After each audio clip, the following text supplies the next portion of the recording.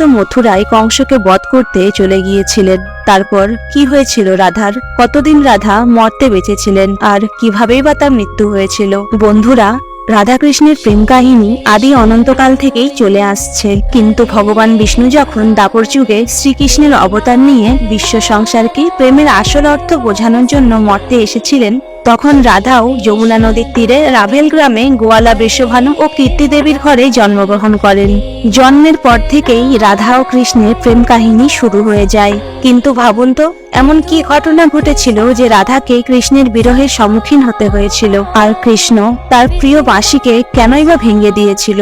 বলা হয় রাধা জন্ম থেকেই অন্ধ ছিল এবং স্বর্গ থেকে বরদান নিয়ে পৃথিবীতে এসেছিলেন। রাধার ইচ্ছে ছিল যখন শ্রীকৃষ্ণের প্রথম দৃষ্টি তার উপর পড়বে তখনই শ্রী রাধা জগৎ সংসারকে দেখবেন, তাছাড়া দেখবেনই না। তাহলে বুঝতে পারলেন তো শুরু থেকেই তারা দুজনে দুজনের প্রতি কতটা প্রেম নিয়ে জন্মেছিলেন। ছোটবেলা থেকেই শ্রীকৃষ্ণ তার লীলায় ও বাঁশির মধুর ধ্বনিতে রাধা সহ সমগ্র বৃন্দাবনবাসীর মন মুগ্ধ করেছিলেন। আর রাধা কৃষ্ণ তো 8 বছর বয়স থেকেই ভুলোকে প্রেমের আনন্দ নিতে শুরু করেন। শ্রীকৃষ্ণের জীবনে রাধা এবং বাঁশি দুটি অত্যধিক প্রিয় ছিল, যাদের মনের গভীরে স্থান দিয়েছিলেন শ্রীকৃষ্ণ। যখনই শ্রীকৃষ্ণ বাঁশি বাজাতেন, রাধা দৌড়ে তার কাছে চলে আসতেন আর দীর্ঘ সময় বাঁশির ধ্বনিতে মগ্ন থাকতেন, যা তাদের আন্তরিক প্রেমের বন্ধনকে আরো বাড়িয়ে তুলেছিল। যমুনা নদীর তীরে তারা ঘন্টার পর ঘন্টা সময় কাটাতেন, কিন্তু তাদের সুখের জীবন কয়েক বছরই সীমিত ছিল।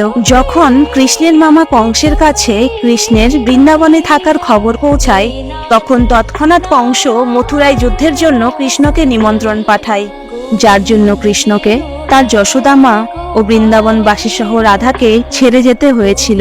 কৃষ্ণ ও রাধা দুজনেই জানতেন কৃষ্ণ আর কোনোদিন বৃন্দাবনে ফিরে আসবেন না, আর দীর্ঘ সময় দুজন দুজনের সাথে দেখাও করতে পারবেন না। এই জন্য মথুরা যাওয়ার আগে রাধা কৃষ্ণের থেকে দুটি বচন নেন। প্রথম বচনটি হলো রাধার মনে সর্বদা কৃষ্ণের বাস থাকবে, আর দ্বিতীয় বচনটি হলো মৃত্যুর আগে রাধা কৃষ্ণের দর্শন পাবেন। কৃষ্ণ জানতেন এই বচন দেওয়ার পর রাধা তার বিরহে অনেক কষ্ট পাবেন, তাই শ্রীকৃষ্ণ রাধা থেকে বচন নেন রাধা কোনোদিন কৃষ্ণের বিরহে কাঁদবে না বা কষ্ট পাবে না। এরপর শ্রীকৃষ্ণ মথুরায় চলে যান আর রাধা বৃন্দাবনেই থেকে যান। এরপর শাস্ত্রে রাধার বর্ণনা খুব কমই পাওয়া যায়। এরপর শ্রীকৃষ্ণ মথুরায় গিয়ে কংসকে বধ করেন এবং তার মাতা পিতা দেবকী ও বাসুদেবকে কারাগার থেকে মুক্ত করেন। এরপর শ্রীকৃষ্ণ প্রজাদের সুরক্ষার জন্য মথুরা থেকে চলে গিয়ে দ্বারকা নগরীর নির্মাণ করেন। এরপর প্রজারা শ্রীকৃষ্ণকে দ্বারকাধীশ বলতেন। শ্রীকৃষ্ণ দ্বারকায় রুক্মিণী ও সত্যভামাকে বিয়ে করেন।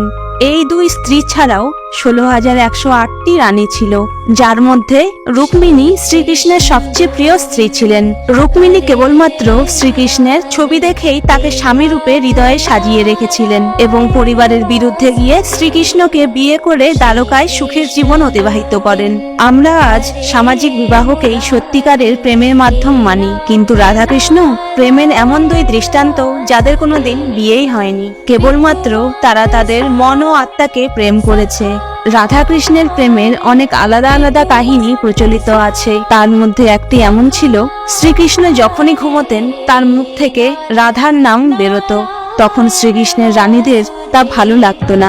একদিন রুক্মিণী শ্রীকৃষ্ণকে বলেন, প্রভু, প্রেম তো আমরাও আপনাকে করি, তাহলে রাধার মধ্যে এমন কি আছে যে আপনি ঘুমন্ত অবস্থাতেও রাধাকে স্মরণ করেন? তখন শ্রীকৃষ্ণ রুক্মিণীকে বলেন, তুমি একবার রাধার সঙ্গে দেখা করে এসো, নিজেই বুঝতে পারবে, আর যাওয়ার সময় ওর জন্য কিছু নিয়ে যেও।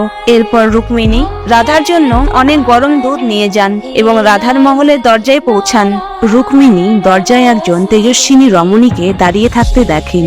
তখন রুক্মিণী জিজ্ঞেস করেন, আপনি কি রাধা? রমণীটি উত্তর দেয়, না, আমি রাধা নই, আমি তার সেবিকা। রাধা রানীকে সপ্তম দরজার পরে পেয়ে যাবেন। রুক্মিণী প্রতিটি দরজায় একজন করে অপূর্ব তেজস্বী চেহারা দেখেন আর মনে মনে ভাবেন, যার দাসী এত সুন্দর, না জানি স্বয়ং শ্রীরাধা কত সুন্দর হবেন। এদিকে দীর্ঘদিন কৃষ্ণ নাম জপ করে রাধা আজ একটু নিদ্রায় গিয়েছিলেন। রুক্মিণী সপ্তম দরজার পরে সৃষ্টির সবচেয়ে সুন্দর নারী রাধাকে দেখেন ঘুমন্ত অবস্থায়। রুক্মিণী রাধার দাসীদের জানান শ্রীকৃষ্ণ তাকে রাধার সঙ্গে সাক্ষাতের জন্য পাঠিয়েছেন। শ্রীকৃষ্ণের নাম শুনতেই রাধা সঙ্গে সঙ্গে উঠে পড়েন এবং রুক্মিণীকে বলেন আজ শ্রীকৃষ্ণের সাথে মনে মনে তার কথা হয়েছে, কৃষ্ণ আজ কাউকে তার সঙ্গে দেখা করতে পাঠাবেন। রুক্মিণী আশ্চর্য হয়ে যান, শুধুমাত্র শ্রীকৃষ্ণের নাম নিতেই এত গভীর ঘুম থেকে রাধা কি করে উঠে গেল। রাধা যখন জানতে পারে কৃষ্ণ তার জন্য কিছু পাঠিয়েছে, তা দেখা মাত্রই রাধা না জেনেই পুরো গরম দুধ পান করে ফেলেন। এরপর রাধার সাথে আলাপ করার পর রাতে মহলে ফিরে এলে রুক্মিণী দেখেন শ্রীকৃষ্ণের পায়ে ফুসকা পড়ে গেছে। রুক্মিণী চিন্তিত হয়ে বলেন, প্রভু আপনি কোথায় গিয়েছিলেন, পায়ে এত ক্ষত হয়েছে? শ্রীকৃষ্ণ বলেন, রুক্মিণী তুমি ভুল করে রাধাকে গরম দুধ খেতে দিয়েছিলে, যা রাধা একেবারে পান করে ফেলেছিল। এর ফলে রাধার হৃদয়ে ফোসকা পড়েছে, আর রাধার হৃদয়ে সর্বদা আমার চরণ কমল থাকে, আর সেই জন্য আমার পায়েও ফোসকা পড়েছে। তখন রুক্মিণী রাধাকৃষ্ণের প্রেমের পরাকাষ্ঠা অনুভব করতে পারেন। প্রেম শরীরে নয়, আত্মার থেকে হয়, যা রাধার হৃদয়ে কৃষ্ণের চরণ কমল থাকার প্রমাণ। আর এক কাহিনী থেকে জানা যায় ব্রহ্মদেব স্বয়ং বৃন্দাবনে এসে রাধাকৃষ্ণের বিবাহ দিয়েছিলেন, কিন্তু এই মতের বিস্তারিত কোনো তথ্য পাওয়া যায় না। রাধা বৃন্দাবনেই কৃষ্ণের প্রতি ভক্তিতে তার সারা জীবন অতিবাহিত করতে থাকে।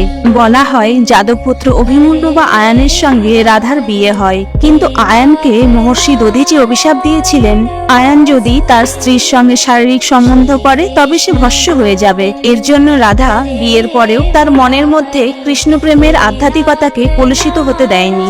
বহু বছর পর রাধা যখন তার বৈবাহিক দাম্পত্য জীবন ভালোভাবে পালন করেন এবং সমস্ত দায়িত্ব কর্তব্য থেকে মুক্ত হন, তারপর রাধা কৃষ্ণের কাছে দ্বারকায় আসেন।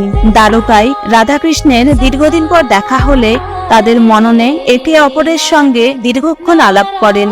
রাধা কৃষ্ণের মহলে দেবদাসী হয়ে থাকতে শুরু করেন। রাধা এখন ভাবেন তিনি কৃষ্ণের ভক্তি পূজার সাথে সাথে কৃষ্ণের সাথে কথাও বলতে পারবেন, কিন্তু কৃষ্ণ তো এখন দ্বারকা সাম্রাজ্যের রাজা, রাজত্ব সামলানোর সাথে সাথে আরো অনেক কাজে ব্যস্ত থাকতেন। কিন্তু রাধা এখনো বৃন্দাবনের সেই কৃষ্ণকেই মনে মনে স্মরণ করতেন। কৃষ্ণের পুরনো দিনের মতো সঙ্গ না পেয়ে রাধার মন আরো ব্যাকুল হয়ে যায় এবং রাধা ভয়ভীত হন কৃষ্ণের যে মনোহর ছবি রাধার মনে আছে সেটা যেন নষ্ট না হয়ে যায়। এই ভয়ে রাধা কাউকে কিছু না জানিয়ে চুপচাপ রাজভবন ও দ্বারকা নগরী ছেড়ে পাশের একটি গ্রামে বাস করতে থাকেন এবং পূর্বের ন্যায় পূর্ণ স্বাধীনতায় কৃষ্ণ নাম জপ করতে থাকেন। এইভাবে দীর্ঘ সময় কৃষ্ণ বিরহে কাটানোর পর রাধার মৃত্যুর সময় উপস্থিত হলে রাধা কৃষ্ণকে স্মরণ করেন।